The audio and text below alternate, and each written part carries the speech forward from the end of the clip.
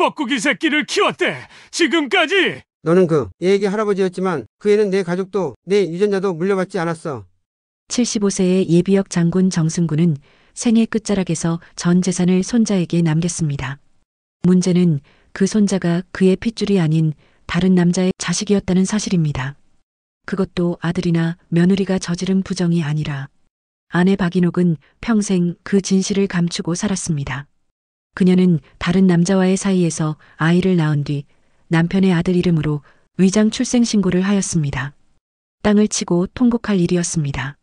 정승구는 그 사실도 모른 채 그 아이를 손자라 믿고 정성껏 가르치고 사랑하며 키웠습니다.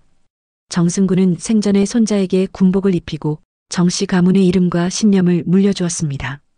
사람들은 물었습니다. 그는 결국 남의 자식을 키운 것입니까? 하지만 그 아이는 단호하게 말했습니다. 피는 몰라도 저는 그분의 하나뿐인 손자입니다. 도대체 무슨 일이신가 궁금하시죠? 정말 놀라운 사연이 펼쳐집니다. 지금 바로 시작하겠습니다. 75세의 정승구는 충남 논산의 단독주택에서 은퇴 후 조용한 노후를 보내고 있었어요. 예비역 준장 출신인 정승구는 평생을 원칙과 명예로 살아온 인물이었죠. 지금도 그 습관은 변하지 않아서 매일 아침 6시 정각에 일어나 군복처럼 다려진 트레이닝복을 입고 손자 정도윤과 함께 동네 산책을 나서곤 했습니다. 도윤아, 어깨 펴고 걸어라. 군인의 후예답게. 정승구의 목소리에는 여전히 군대식 엄격함이 묻어났어요. 하지만 손자를 바라보는 눈빛만큼은 한없이 따뜻했죠. 도윤도 할아버지의 발맞춤에 맞춰 똑바로 걸으며 대답했습니다. 네, 할아버지. 집안에서는 아내 박인옥이 아침 식사 준비를 하고 있었어요. 억척스럽고 강단 있는 성격의 박인옥은 한평생 가족을 위해 헌신해왔죠. 특히 10년 전 아들 정현석이 교통사고로 갑작스럽게 세상을 떠난 후부터는 더욱 그랬어요. 아들의 사고 소식을 들은 박인옥은 며칠간 말을 잃을 정도로 무너졌었어요. 병원에서 차가워진 아들의 손을 잡고 하염없이 울던 그 모습을 정승구는 아직도 생생히 기억하고 있었죠. 정승구 역시 아들을 잃은 충격이 컸지만 무너진 아내를 일으켜 세우고 갓 태어난 손자 도윤을 키우는데 모든 삶을 쏟기 시작했어요. 할머니, 밥 됐어요? 산책에서 돌아온 도윤이 밝은 목소리로 물었어요. 박인옥은 미소를 지으며 대답했습니다. 응. 우리 도윤이 좋아하는 된장찌개도 끓였어. 이렇게 손자 도윤만이 남아 부부의 삶에 활기를 주고 있었어요. 도윤은 정승구의 자랑이었죠. 육군사관학교 지원을 준비하고 있는 도윤은 매일 아침 조기 기상 후 할아버지와 함께 거실에 걸린 태극기 앞에서 국기에 대한 경례를 올렸어요. 충성. 충성. 할아버지와 손자가 나란히 선 채 경례하는 모습은 이 집의 일상 중 가장 엄숙한 순간이었어요.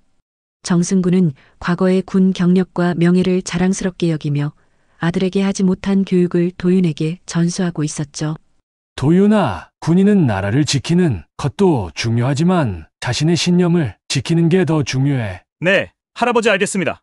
하지만 최근 들어 정승구는 왠지 모를 불안감을 느끼고 있었어요. 도윤이 가끔 보이는 혈연을 묻는 시선 때문이었죠. 아들 정현석과 도윤이 닮았는지를 묻는 질문들이 늘어가고 있었거든요. 어느 날 저녁 가족이 함께 식사를 하던 중이었어요. 도윤이 갑자기 입을 열었습니다. 할아버지, 우리 아빠랑 제가 진짜 닮았어요? 그 순간 박인옥의 수저든 손이 미세하게 떨렸어요. 얼굴 표정도 굳어졌죠. 정승구는 처음으로 아내의 눈빛에서 뭔가 숨기는 감정을 읽게 되었어요. 그동안 느껴보지 못했던 낯선 감정이었죠.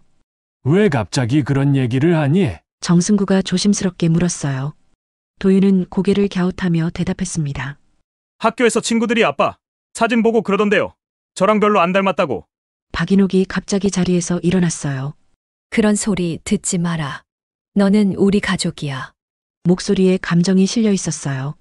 정승구는 아내의 반응이 유독 예민하다는 걸 느꼈죠. 평소라면 웃으며 넘어갔을 대화인데 말이에요. 그날 밤 정승구는 잠자리에 누워서도 아내의 그 표정을 잊을 수 없었어요. 45년을 함께 살아온 부부인데 저런 표정은 처음 보는 것 같았죠. 뭔가 숨기고 있다는 느낌이 강하게 들었어요. 여보, 괜찮아. 정승구가 조심스럽게 물었지만 박인옥은 이미 잠든 척하고 있었어요. 하지만 그 호흡이 평소와 달리 불규칙하다는 걸 정승구는 알 수 있었죠. 도윤의 방을 정리하던 어느 토요일 오후였어요. 정승구는 책상 서랍을 정리하다가 우연히 오래된 앨범 하나를 발견했습니다. 먼지가 수북이 쌓인 그 앨범은 도윤의 물건들 사이에 끼워져 있었죠. 이게 뭐지? 정승구가 앨범을 펼쳐보니 젊은 시절 박인옥이 남몰래 웃고 있는 사진들이 나왔어요. 그런데 그 중에 낯선 사진 한 장이 눈에 띄었습니다. 흑백 사진 속에는 박인옥과 함께 있는 정체 모를 남자가 있었어요. 정승구가 본 적 없는 얼굴이었죠. 사진을 뒤집어 보니 흐릿한 글씨로 이렇게 쓰여 있었습니다. 우리의 아들 잘 자라길 1983년 5월. 순간 정승구의 손끝이 떨리기 시작했어요. 1983년이면 도윤이 태어나기 불과 몇 달 전이었거든요.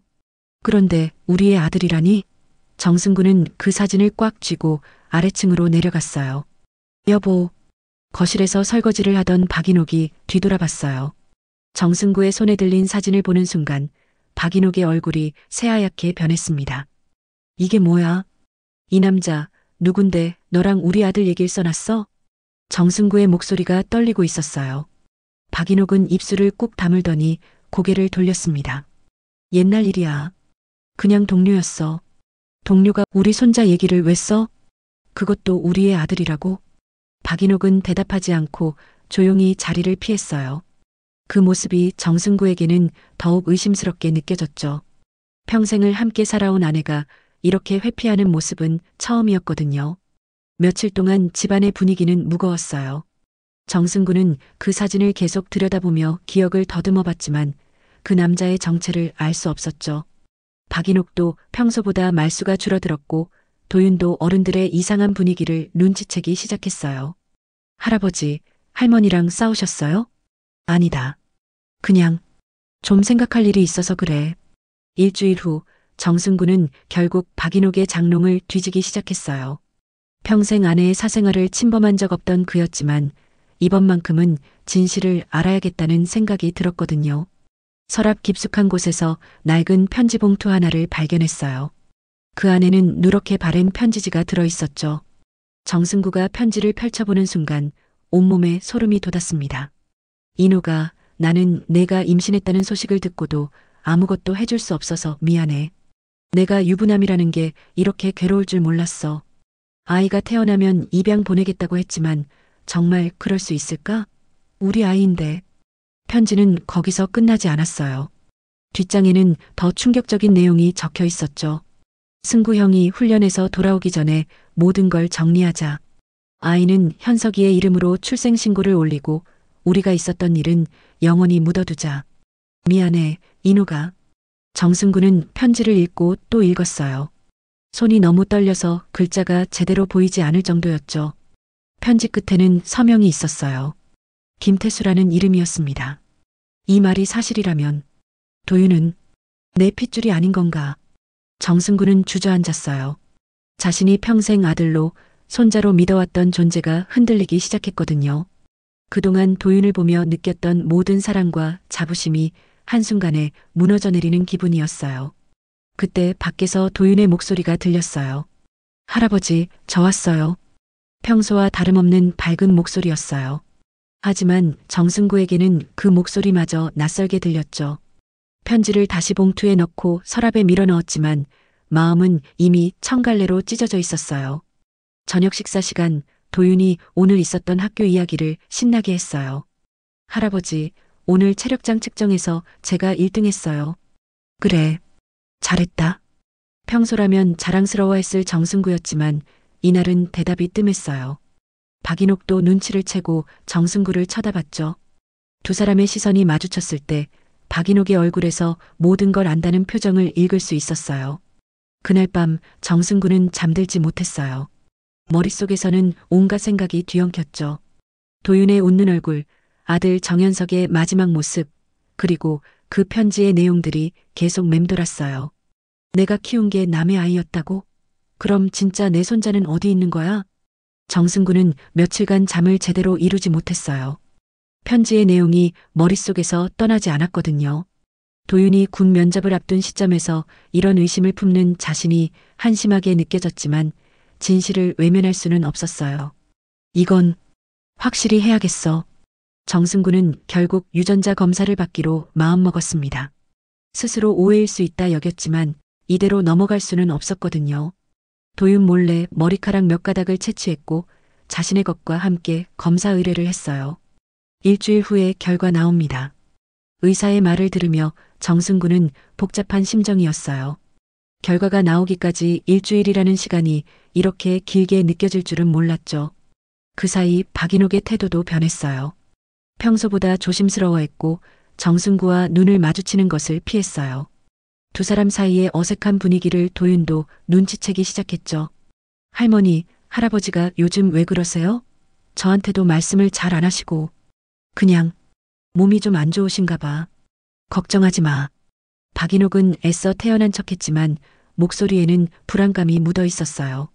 드디어 일주일 후 병원에서 연락이 왔어요.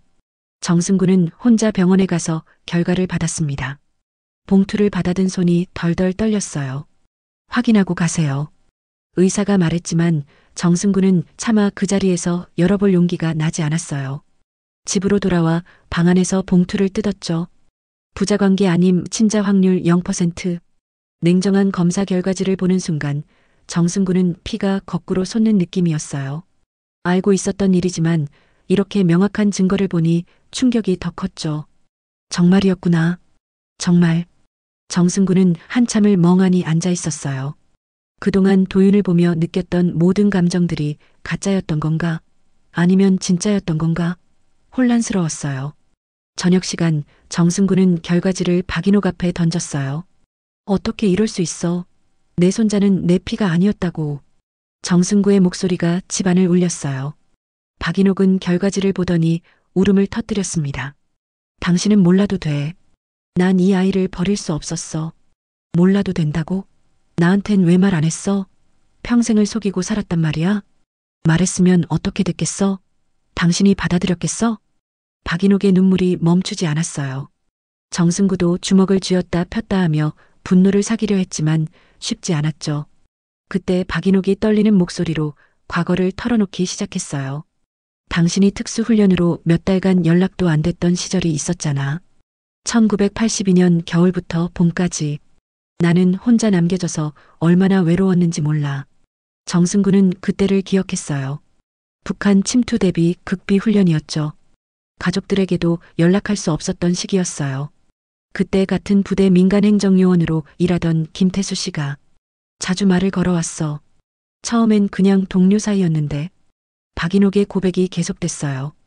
김태수는 유부남이었지만 박인옥의 외로움을 파고들었어요. 그리고 어느 날 밤 술에 취한 상태에서 돌이킬 수 없는 일이 벌어졌죠. 한 번뿐이었어. 정말 한 번뿐이었는데 임신이 된 거야. 그래서 입양을 생각했다는 거지? 응. 처음엔 그럴 생각이었어. 하지만 아이가 태어나고 보니 차마 손에서 놓을 수가 없더라. 박인옥은 결국 아들 정현석의 이름으로 도윤을 출생신고했어요. 당시 정현석이 갓 결혼한 상태여서 가능한 일이었죠. 현석이한테는 얘기했어? 아니야. 아무도 몰라. 당신 말고는. 정승구는 복잡한 심정이었어요. 분노도 있었지만 한편으로는 아내의 입장도 이해가 되었거든요. 하지만 무엇보다 혼란스러운 건 도윤을 향한 자신의 감정이었어요. 그런데 이상해. 정승구가 중얼거렸어요. 뭐가? 도윤이를 보면 여전히 내 손자 같다는 거야. 이런 사실을 알고도. 정승구는 자신도 놀라는 감정을 느꼈어요. 혈연이 아니라는 걸 확실히 알았는데도 도윤을 향한 사랑이 줄어들지 않았거든요. 오히려 그 아이를 보호해야 한다는 마음이 더 강해졌어요. 그래도 속인 건 사실이잖아. 정승구의 목소리에는 여전히 배신감이 묻어 있었어요. 박인옥은 고개를 숙인 채 말했습니다. 미안해. 정말 미안해. 하지만 도윤이는 잘못이 없어. 그날 밤 정승구는 도윤의 방 앞에 서서 한참을 망설였어요. 문 너머로 들리는 도윤의 숨소리를 들으며 이 아이에게 어떻게 대해야 할지 모르겠었거든요. 혈연은 아니지만 15년간 함께 살아온 정은 진짜였어요. 매일 아침 함께 걸었던 그 시간들, 아플 때 밤새 간병했던 그 마음들이 가짜는 아니었거든요. 내가 뭘 해야 하는 거지? 정승구는 처음으로 자신의 정체성에 대해 혼란을 느꼈어요. 지금까지의 가치관이 송두리째 흔들리는 기분이었죠. 박인옥이 고백한 진실은 정승구의 정신을 깊은 구렁텅이로 밀어넣었어요. 며칠간 제대로 말을 하지 않던 정승구가 드디어 입을 열었습니다. 너는 왜 평생을 속였냐? 적어도 나한텐 말했어야지. 목소리에는 깊은 상처가 묻어 있었어요. 박인옥은 고개를 들지 못했죠. 도윤의 존재가 두 사람 사이에 커다란 벽이 되어버린 것이었어요. 함께 밥을 먹던 식탁도 이제는 달라졌어요. 예전엔 세 식구가 둘러앉아 하루 일과를 나누던 시간이었는데 이제는 각자의 시간에 각자의 그릇으로 조용히 치워지는 날이 이어졌습니다. 할아버지, 밥 드세요. 도윤이 조심스럽게 말했지만 정승구는 고개만 끄덕였을 뿐 대화를 이어가지 않았어요. 박인옥도 숟가락을 들었다 놨다 하며 제대로 식사를 하지 못했죠. 정승구는 도윤을 마주보기가 어려웠어요.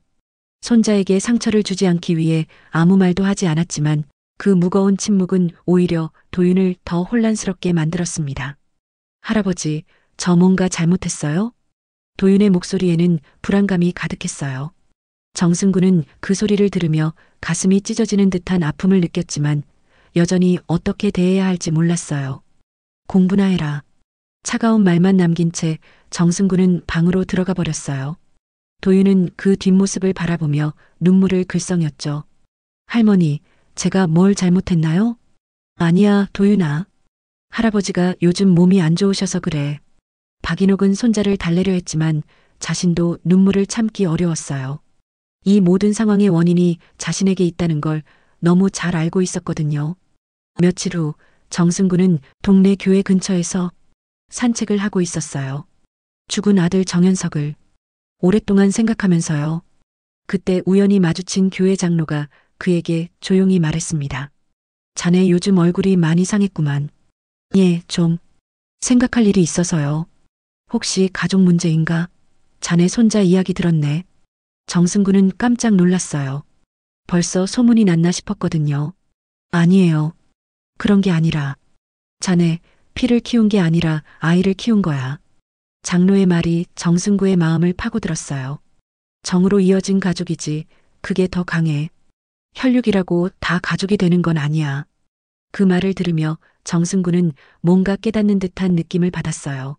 하지만 군인으로서 평생을 살아온 그에게는 피를 속인 아내에 대한 배신감이 쉽게 가라앉지 않았습니다. 집으로 돌아온 정승구는 박인옥이 무릎을 주무르고 있는 모습을 봤어요. 관절염으로 다리가 퉁퉁 부어 있었지만 여전히 밥은 제 시간에 해놓고 도윤의 교복은 늘 깨끗하게 다려놓았어요. 여보, 박인옥이 조심스럽게 말을 걸었지만 정승구는 대답하지 않았어요. 박인옥은 점점 지쳐갔습니다. 남편의 침묵이 이혼이라는 칼날로 바뀔까 두려웠거든요. 그날 밤 정승구가 조용히 말했습니다. 이 집, 당신이 떠나는 게 맞겠다. 그 말에 박인옥은 소리 없이 방 안에서 무너졌어요. 45년을 함께 살아온 세월이 한순간에 무너지는 듯한 기분이었죠. 정말 그래야 할까요? 모르겠어. 하지만 지금 상태로는 서로 힘들잖아. 박인옥은 울면서 고개를 끄덕였어요. 자신이 저질러 놓은 일의 결과를 받아들일 수밖에 없었거든요. 다음 날 도윤은 거실에서 어른들이 싸운 흔적을 눈치챘어요. 평소와 달리 집안 분위기가 너무 무거웠거든요. 할머니에게 조심스럽게 물었습니다. 무슨 일 있었어요? 박인옥은 차마 사실을 말할 수 없었어요. 이 순진한 아이에게 어떻게 자신의 과거와 그로 인한 현재의 상황을 설명할 수 있겠어요? 도윤아, 그냥 우리 잠깐 따로 지내자. 그것뿐이야. 따로요? 왜요? 제가 뭘 잘못했나요? 도윤의 목소리가 떨렸어요. 박인옥은 손자를 꼭 안아주며 말했습니다. 내가 잘못한 건 아니야. 어른들 사정이 있어. 하지만 도윤은 불길한 예감을 떨칠 수 없었어요. 가족이 점점 자신에게서 멀어지고 있다는 걸 본능적으로 느끼고 있었거든요. 그날 밤 도윤은 방에서 혼자 울었어요. 정확한 이유는 모르지만 자신 때문에 가족이 힘들어하고 있다는 생각이 들었거든요. 내가 뭘 잘못했을까? 할아버지가 왜 저러실까? 한편 정승구는 거실에 혼자 앉아 도윤의 어릴 적 사진을 들여다봤어요. 갓난아기였던 도윤을 처음 안았던 그날 얼마나 기뻤는지 생생히 기억났거든요. 이 감정도 가짜였나? 아니면 진짜였나? 정승구는 여전히 혼란스러웠어요. 혈연이 아니라는 사실과 15년간 쌓인 정 사이에서 갈등하고 있었거든요. 박인옥은 짐을 정리하면서 눈물을 흘렸어요.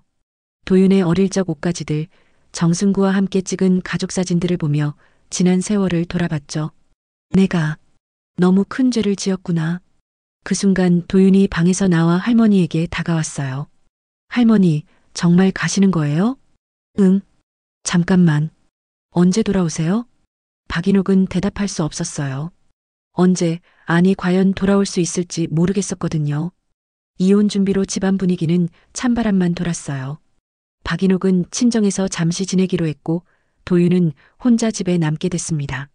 정승구는 매일 밤 홀로 거실에 앉아 텔레비전만 멍하니 바라보며 지냈죠.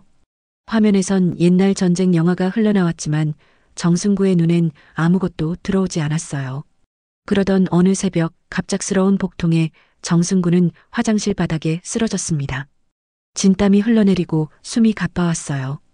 도윤이 깨어나 달려왔을 때 정승구는 이미 의식을 잃은 상태였죠.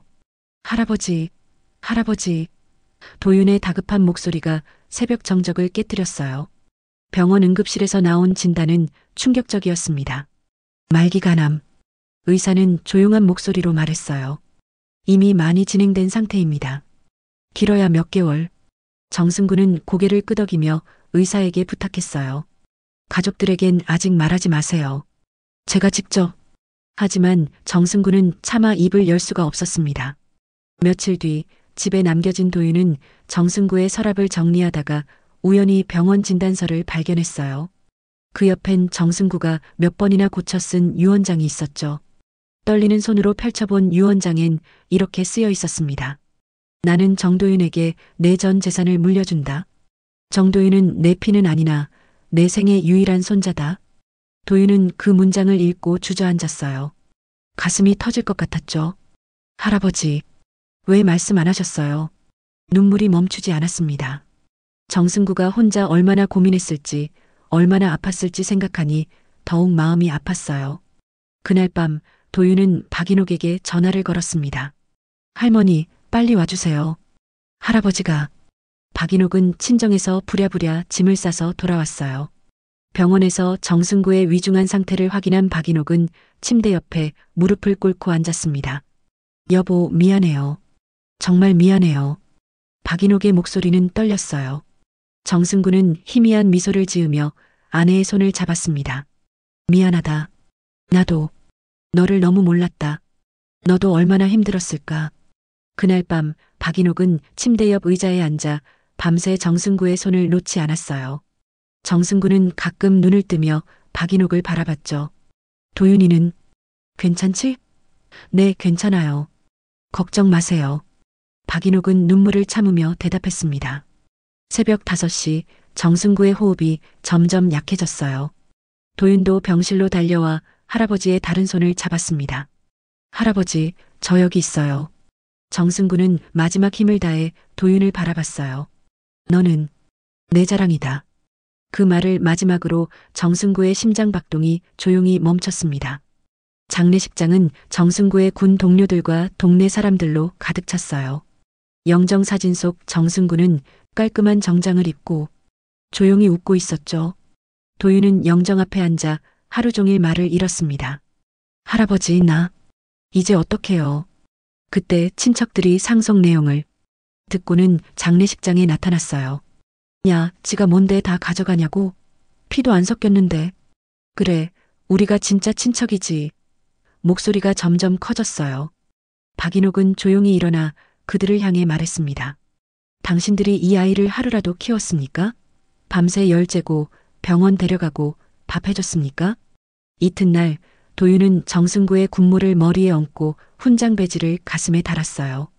영정 앞에서 똑바로 서서 거수경례를 올렸습니다. 뜨거운 눈물이 볼을 타고 흘러내렸어요. 나 할아버지처럼 살아갈게요. 이 피는 안 섞였어도 가르침은 제 안에 있습니다. 장례식에 참석한 한 노인이 조용히 말했어요. 저 아이가 진짜 손자지. 피보다 진한 게 정이야. 장례를 마친 지 열흘쯤 지나 도윤은 할아버지의 유언장을 꺼내 들었습니다. 마음이 진정되지 않았지만 더는 미룰 수 없었죠. 도윤은 유언장을 들고 법원으로 향했습니다. 그리고 유언장을 법원에 제출했습니다.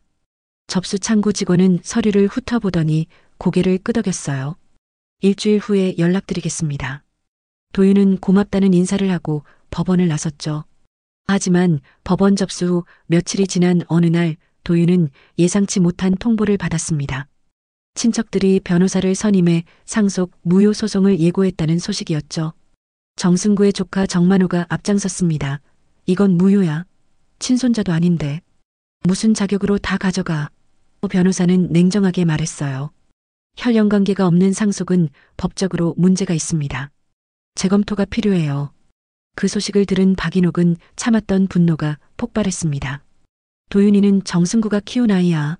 삼시세끼 챙기고 병원 데려가고 밤새 열 재워준 사람이 누군지 알아요? 목소리가 떨렸어요. 당신들은 명절 때도 안 왔잖아요. 정만호는 비웃었습니다. 그래도 피는 못 속여. 법도 그렇고 상식도 그래. 남의 씨로 난 놈이 정씨 재산을 가져간다고? 박인옥은 주먹을 불끈 쥐었어요. 입 조심해요. 도윤이 앞에서 그런 소리 하지 마세요. 그날 밤 도윤은 방 안에 틀어박혀 정승구의 유품들을 꺼냈어요. 낡은 군용 가방, 훈장들, 그리고 오래된 편지 몇 통. 그중 하나는 군용 편지 봉투에 도윤에게라고 쓰여 있었죠. 손이 떨렸지만 도윤은 조심스럽게 편지를 펼쳤습니다. 도윤아, 내가 이 편지를 읽을 땐 아마 내가 없을지도 모르겠구나. 할아버지가 너한테 마지막으로 하고 싶은 말이 있어서 이 글을 쓴다. 너는 나에게 핏줄보다 더 큰 존재였어. 내가 내 손자가 아니었다면 나는 인생에서 아무것도 남기지 못했을 거야. 편지는 계속됐어요. 너와 함께한 새벽 산책, 태극기 앞에서의 경례, 내가 아플 때 밤새 간병한 그 모든 순간들이 내 인생의 가장 소중한 시간이었다. 피가 같다고 가족이 되는 게 아니야. 매일 함께 밥 먹고, 함께 웃고, 함께 걱정하는 게 진짜 가족이지. 세상 사람들이 뭐라 해도 너는 내 손자야. 당당하게 살아라. 할아버지가 너한테 준 사랑을 기억하고 그 사랑으로 다른 사람들도 따뜻하게 품어주렴. 그게 진짜 정씨 가문의 정신이다. 편지를 다 읽고 난 도윤은 처음으로 자신의 정체성과 마주했어요. 나는 진짜 누구의 아들이지? 하지만 곧 생각을 바꿨습니다. 피가 다가 아니야. 할아버지가 남긴 건 피가 아니라 가르침이었어. 도윤은 노트북을 켜고 상속 분쟁에 맞설 준비를 시작했어요. 정승구와 함께 찍은 사진들, 함께한 일상의 기록들을 정리했죠. 육군사관학교 지원서에 정승구가 써준 추천서도 있었어요. 이 모든 게 증거야. 우리가 진짜 가족이었다는 증거. 박인옥은 그런 도윤을 조용히 바라봤습니다. 정말 어른이 다 됐구나. 박인옥은 정승구가 쓰다 만 자서전을 꺼내 도윤에게 건넸어요.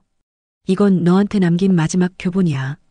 어떤 피도 어떤 법도 사랑을 이길 수 없다는 걸 내가 증명해줘야 해. 자서전 첫 페이지엔 이렇게 쓰여 있었어요. 진짜 가족은 피로 이어지는 게 아니라 마음으로 이어지는 것이다.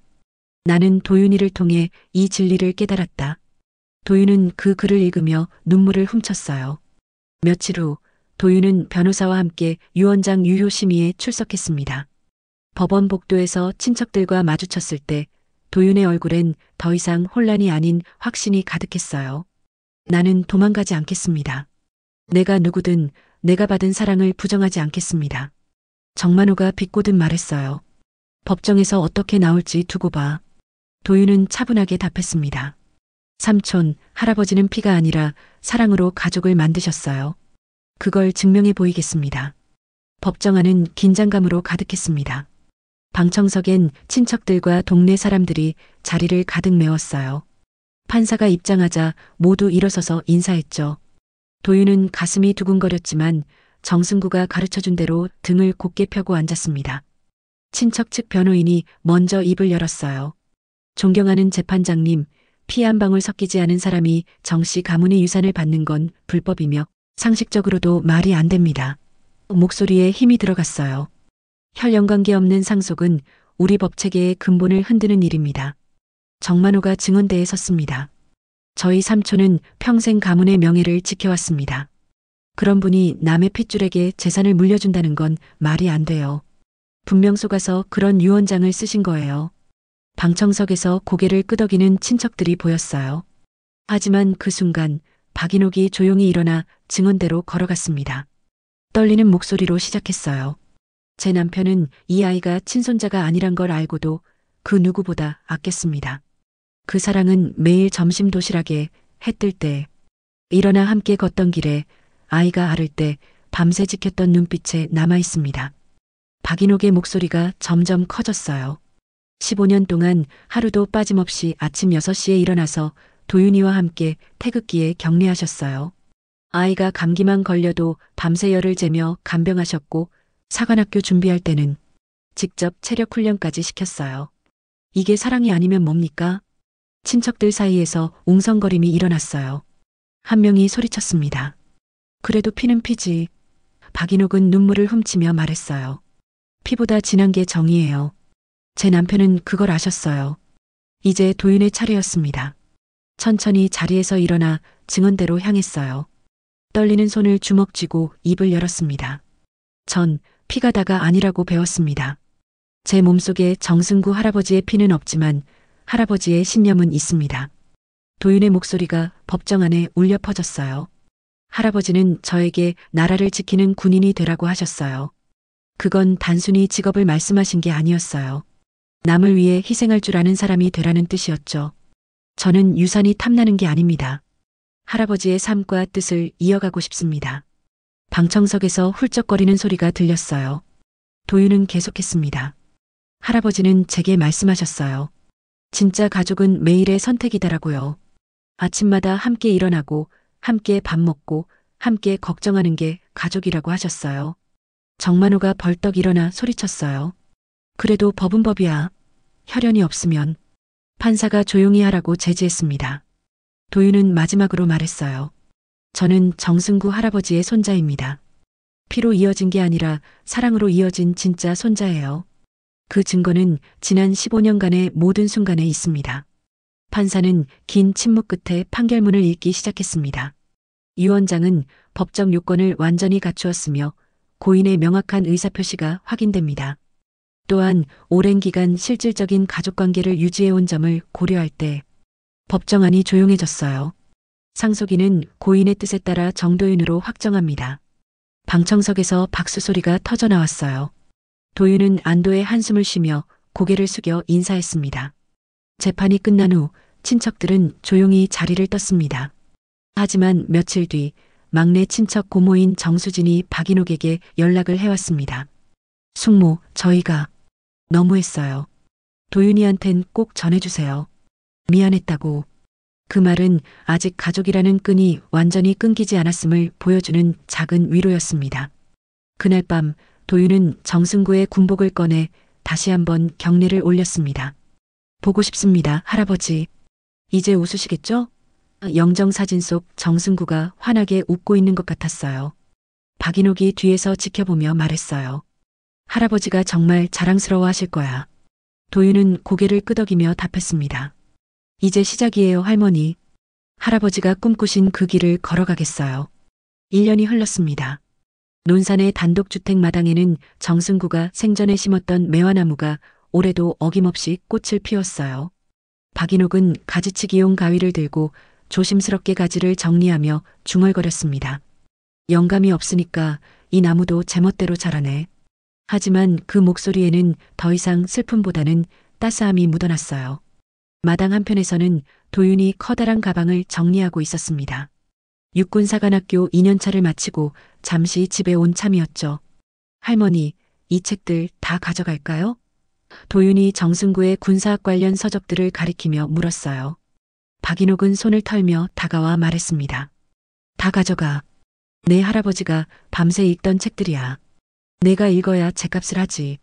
할머니, 그런데 전 정말 아버지를 닮았나요? 도윤이 갑자기 물었어요. 예전 같았으면 박인옥의 표정이 굳어졌을 질문이었지만 이제는 자연스럽게 웃으며 대답했습니다. 닮았어. 가방도 저렇게 무겁게 싸고 다녔거든. 책만 보면 시간 가는 줄 모르고. 도윤은 장난스럽게 웃으며 말했어요. 그럼 전 우리 집에서 3대째 고집쟁이인가 봐요. 점심시간이 되자 박인옥은 평소보다 정성스럽게 밥상을 차렸습니다. 도윤이 좋아하는 갈치조림과 김치찌개, 그리고 정승구가 즐겨 먹던 나물 반찬들까지 모두 올렸어요. 이렇게 차려놓으니까 영감이 같이 먹는 것 같네. 박인옥이 빈자리를 바라보며 말했습니다. 도윤은 젓가락을 들다 말고 할아버지의 자리를 바라봤어요. 할아버지도 지금 우리 보고 계실까요? 당연하지. 내가 잘 되는 거 보고 싶어서 못 견디실걸. 박인옥이 도윤의 그릇에 반찬을 더 올려주며 말했습니다. 요즘 학교에서는 어때? 성적은 괜찮고? 도윤은 자랑스럽게 대답했어요.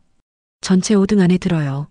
할아버지가 가르쳐 주신 대로 매일 새벽 5시에 일어나서 체력 단련하고 저녁에는 독서 시간 갖고 있어요. 식사를 마친 후 도윤은 할아버지 방으로 들어갔습니다. 정승구의 유품들은 대부분 박물관에 기증했지만 가장 소중한 몇 가지는 그대로 보관하고 있었어요.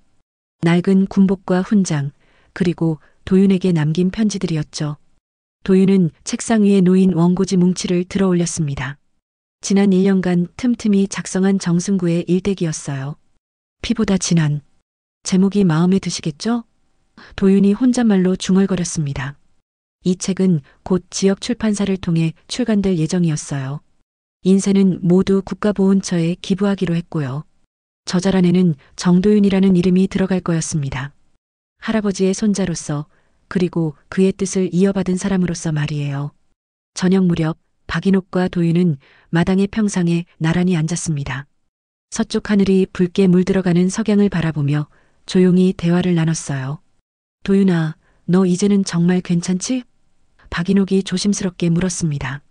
지난 1년간 도윤이 얼마나 많은 고민과 아픔을 겪었는지 알고 있었거든요. 도윤은 고개를 끄덕이며 확신에 찬 목소리로 대답했어요. 네, 할머니. 전 이제 정말 괜찮아요. 왜냐하면 전 할아버지의 진짜 손자니까요. 피는 다를지 몰라도 마음은 똑같거든요. 박인옥의 눈가에 눈물이 맺혔습니다. 내 할아버지가 들으면 얼마나 좋아하실까. 할머니도 이제는 괜찮으시죠? 도윤이 박인옥의 손을 잡으며 물었어요. 괜찮다. 너 같은 손자가 있는데 뭐가 걱정이겠니? 박인옥이 도윤의 손을 꼭 잡으며 말했습니다. 다만 내가 군인이 되어서 멀리 가면 이 할머니는 어쩌나 싶어. 걱정 마세요. 제가 꼭 자주 올게요. 그리고 할아버지처럼 나라를 지키는 훌륭한 군인이 될게요. 도윤의 다짐에 박인옥은 흐뭇하게 웃었습니다. 그래, 내 할아버지 뜻대로 살아가거라. 그날 밤 도윤은 할아버지의 낡은 군복을 가만히 꺼내들었습니다. 마치 그 정신을 이어받겠다는 듯 거울 앞에 서서 그것을 조심스럽게 어깨 위에 덮어보았죠. 그리고는 군복 상의를 한번 입어봤습니다. 1년 전보다 어깨가 넓어져서 이제는 제법 맞았어요. 거울 앞에 서서 바르게 자세를 잡고 경례를 올렸습니다. 할아버지, 보고 싶어요. 제가 이렇게 자랐는데 어떠세요? 이제 웃으시겠죠? 벽에 걸린 정승구의 사진이 따스하게 미소 짓는 것 같았습니다. 도윤은 가슴 깊이 할아버지의 목소리가 들리는 것만 같았어요. 잘했다, 도윤아. 내가 내 자랑이다. 이튿날 아침, 도윤은 학교로 돌아가기 위해 짐을 정리했습니다. 박인옥이 직접 만든 김치와 밑반찬을 가득 챙겨줬어요. 이것도 가져가고 저것도 가져가라. 하며 이것저것 챙겨주는 할머니의 모습에 도윤은 웃음이 났습니다. 할머니, 너무 많이 주시면 들고 갈 수가 없어요. 그래도 가져가. 내가 잘 먹어야 할아버지가 마음 놓으시지. 박인옥이 마지막으로 도윤의 어깨를 토닥이며 말했어요. 몸조리 잘하고 공부도 열심히 해라. 도윤은 깊게 인사를 올렸습니다. 할머니도 건강하세요. 제가 곧 또 올게요. 버스 정류장에서 손을 흔들며 떠나는 도윤을 보며 박인옥은 마음속으로 중얼거렸습니다. 영감, 우리 손자 잘 키웠지? 이제 안심하고 편히 쉬세요. 그리고 집으로 돌아가는 길에 꽃집에 들러 국화꽃 한 다발을 샀어요. 정승구의 묘소에 가져다 놓을 꽃이었습니다. 몇 달 후 피보다 진한이라는 제목의 책이 출간되었습니다. 정도윤이 쓴 할아버지의 일대기는 많은 사람들에게 감동을 주었어요. 지역 신문에서는 진정한 가족의 의미를 되새기게 하는 감동 실화라고 소개했고 수익금 전액을 국가보훈처에 기부한다는 소식도 함께 전해졌습니다. 그해 겨울 도윤은 사관학교에서 우수한 성적으로 3학년에 진급했습니다. 박인옥은 그 소식을 듣고 마당의 매화나무 아래에서 정승구의 사진을 향해 말했어요. 영감 들었지? 우리 도윤이가 또 1등 했대. 당신 닮아서 그래. 사진 속 정승구는 여전히 따스하게 미소 짓고 있었습니다. 어느 날 저녁 박인옥은 서랍에서 세 식구가 함께 찍은 마지막 사진을 꺼내 보았습니다. 정중앙에 서 있는 정승구의 양쪽으로 박인옥과 도윤이 활짝 웃고 있는 모습이었어요. 사진을 바라보며 박인옥은 정승구가 생전에 자주 하던 말을 떠올렸습니다. 사랑은 피가 아니라 매일의 선택이다. 그 말의 의미를 이제야 완전히 이해할 수 있었어요. 정승구가 도윤을 향해 보여준 사랑, 그리고 도윤이 할아버지를 향해 품은 마음이 바로 그런 선택의 결과였다는 것을 말이에요. 박인옥은 사진을 가슴에 품고 조용히 눈을 감았습니다. 이제 정말 모든 것이 제자리를 찾은 것 같았어요. 5년이 더 흘렀습니다. 그해 봄 육군 사관학교 강당에는 새로 임관한 소위들의 가족들로 가득했어요. 그 가운데 박인옥은 검은 한복을 단정히 차려입고 앞줄에 앉아 있었습니다. 여든이 된 그녀의 얼굴에는 깊은 주름이 패였지만 눈빛만은 여전히 또렷했어요. 육군 소위 정도윤, 사회자의 호명에 도윤이 당당히 걸어 나왔습니다. 키가 더 훤칠해진 그는 정승구를 빼닮은 꼿꼿한 자세로 임관장을 받았어요. 박인옥은 손수건으로 눈가를 닦으며 중얼거렸습니다. 영감, 보고 있지? 우리 도윤이가 진짜 군인이 됐어. 임관식이 끝난 후 도윤은 할머니에게 달려와 깊게 인사를 올렸어요. 충성, 할머니, 제가 해냈어요. 할아버지께 부끄럽지 않은 군인이 됐어요. 박인옥은 도윤의 어깨에 달린 계급장을 만지며 말했습니다. 내 할아버지가 제일 좋아하던 게 이 바풀떼기 소위 계급장이었는데 이제 너도 같은 계급장을 달았구나.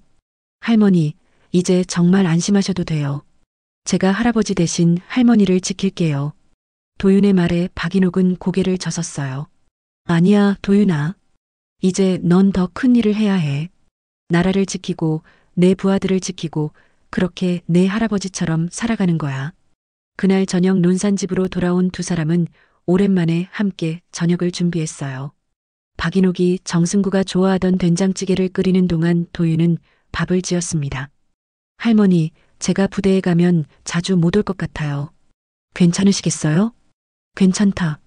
내가 어디 있든 할머니 마음속에는 항상 있으니까. 박인옥이 국자로 찌개를 저으며 말했어요. 다만 몸조리 잘하고 부하들한테 잘해줘라. 내 할아버지처럼 말이야. 식사를 마친 후 도윤은 할아버지 방으로 들어가 정승구의 일기장을 꺼냈습니다. 그 마지막 페이지에는 이런 글이 적혀 있었어요. 도윤아, 내가 이 글을 읽을 때쯤이면 나는 없겠지만 내 마음은 내 안에 살아있을 거다. 내가 만날 모든 사람들에게 사랑을 전해다오. 그것이 진정한 군인의 도리다. 다음 날 아침 도윤은 첫 부대 발령을 받고 집을 떠날 준비를 했습니다. 박인옥은 손수 싼 김밥과 반찬통을 건네며 말했어요. 이건 내 부하들과 나눠 먹어라. 내 할아버지도 젊은 부하들 챙기는 걸 좋아했거든. 할머니, 정말 감사해요. 할아버지와 할머니 덕분에 제가 여기까지 올 수 있었어요. 도윤이 깊게 인사를 올리자 박인옥은 그의 머리를 쓰다듬었습니다. 고맙긴. 내가 우리 집에 와줘서 우리가 더 고맙지. 부대로 떠나는 버스 안에서 도윤은 창밖으로 보이는 논산의 풍경을 바라봤어요. 할아버지와 함께 걸었던 길, 할머니와 함께 다닌 시장, 그 모든 것이 소중한 추억으로 남아 있었습니다. 석 달 후 도윤은 부대에서 자신과 비슷한 처지의 일병을 만났습니다. 부모님을 일찍 여인 김일병이었어요. 도윤은 그를 보며 어린 시절 자신의 모습을 떠올렸습니다. 김일병, 요즘 어때? 힘든 일 있으면 언제든 얘기해. 소희님, 저 같은 놈한테 왜 이렇게 잘해주세요? 김일병이 고개를 숙이며 물었어요. 도윤은 할아버지의 말을 떠올리며 대답했습니다.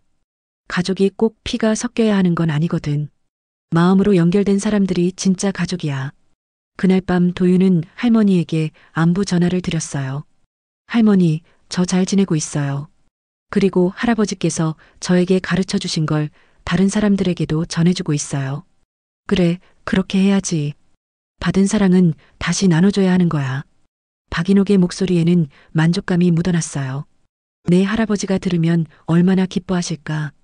그해 가을, 박인옥은 마당의 매화나무 아래에서 정승구의 사진을 바라보며 조용히 말했습니다. 영감, 이제 정말 안심이야. 우리 도윤이가 당신만큼 훌륭한 사람이 됐어. 그리고 그 마음을 다른 사람들에게도 나눠주고 있다고 하네. 바람에 흔들리는 매화나무 잎사귀가 마치 정승구의 대답인 것처럼 느껴졌어요. 박인옥은 웃으며 중얼거렸습니다. 맞아, 피보다 진한 게 사랑이지. 우리가 증명했잖아.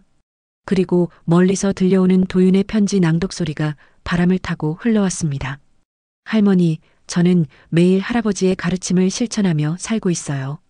사랑은 피가 아니라 매일의 선택이라는 그 말씀을 이제 저도 다른 사람들에게 전해주고 있습니다. 할아버지의 사랑이 저를 통해 계속 이어지고 있어요.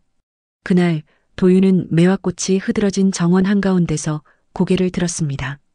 누군가의 거짓된 정사에서 태어난 아이, 누군가의 피 묻은 침묵 속에서 자란 아이, 그리고 결국 누군가의 죽음으로 완성된 사랑 위의 선 아이였습니다.